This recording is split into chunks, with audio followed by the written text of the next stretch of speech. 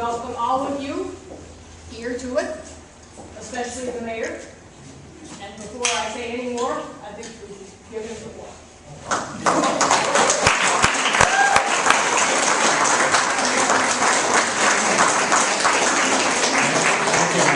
Wow, I didn't realize that. I guess being mayor does have privilege. No, it's great to be with you today, and I want to first and foremost thank all of you for the work that you're doing with our community libraries. I know that these are extremely challenging times, and yet you continue to help our kids and help our communities and do extraordinary work in difficult times. So I want to thank you very, very much for doing that. I know that we have some challenges ahead, and I want to talk to you just briefly about that. I mean, first, I want to just tell you that, I have good news and I have bad news. So I don't know which one you want first. Bad news. Yeah. We use the bad news. The bad news is related to next year. So let's put it this way. Let me give you the good news first, and that is, I've spoken with Council President Solomon. We're both in agreement that we will find a way to restore the cut from your budget for this year.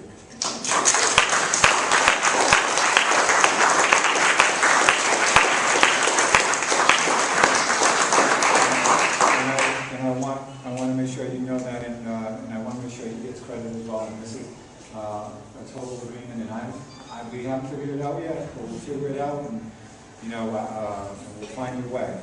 But I want to be straight with you and say to you, given now that we know some of the difficulties, I'm not certain that we can do the same thing next year. So we need to prepare for it. I hope that things turn around completely and that we're in a position to increase. I really do. But I want to be straight with you and be honest with you, because this has been very difficult. And like you, I get notes, and I got one today from someone on the Human Relations Commission, and it wasn't Sister Ann. But I just called. That's right. She just called. Can I say one funny thing? I have a director of administration, Michael D'Amico. He negotiates with everyone, with the police union, fire union, the laborers union. He's negotiated with the teachers union. He's done all this sorts of stuff. And the one person he's afraid of is Sister Ann. So that's right. In fact, here's, we did something we knew she would not be happy with. And my staff, this is a profile in courage, walked into my office and said, she's upset that we think you need to call. So no one called her back. It had to be me. So but seriously, because you know what we've gone through with that. We're trying to figure out a way to address it the best way we can. And I want us to prepare for next year that way. I hope that it's not necessary. I hope that we can, if not level fund it, increase it. But I need you to understand that, because it's not over yet. The challenges that we're facing as a city, even the budget that we just passed has some challenges. And I'm addressing them every day, and we'll continue to address them. We'll be straight with you about it and let you know that up front. But I just need you to know where I'm coming from. And so that we have a full year to hopefully plan and prepare, and we'll do everything. As I said, the council president and I are committed to getting it done, so we'll get it done for this year. My pleasure. And I also want to tell you, I know we've got work to do on the buildings, and I am working on that as well. And one of the things that we're working on, and we got passed at the State House, is the whole reference library that allows you now to bid on that, right? That you were not allowed to do that before. That was important to us, and we're hopeful that we can use that one to have you awarded the contract, but in another way as well to help us with resolving the issue with the buildings. I know that is a huge issue, and I've been to several of the libraries. Several of the libraries myself, and I recognize that every month that goes by is a month without relief, and it's a month longer that people are working in those conditions, kids are trying to run in those conditions, and that the buildings further deteriorate, and that there's no excuse for it.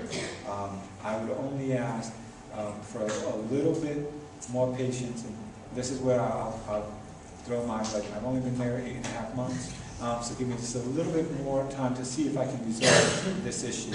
I know it's the highest priority issue for you, because you can't do anything with the buildings without having ownership of the building. And I understand the whole process that I think has led to this, and people need to live up to their word. So I'm working on that as well.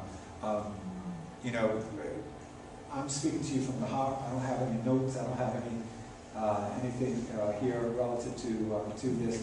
I'm just letting you know, I'm committed to working with you. I am grateful beyond words for the work that you're doing, and the fact that you've saved our neighborhood libraries, the fact that kids are able to go walk right into a library. They can go on a computer. They can have things going on in the summer because of what you have done. When many people didn't think it could happen, you have shown them, and you're still standing, and we will help and do everything we can to stand with you.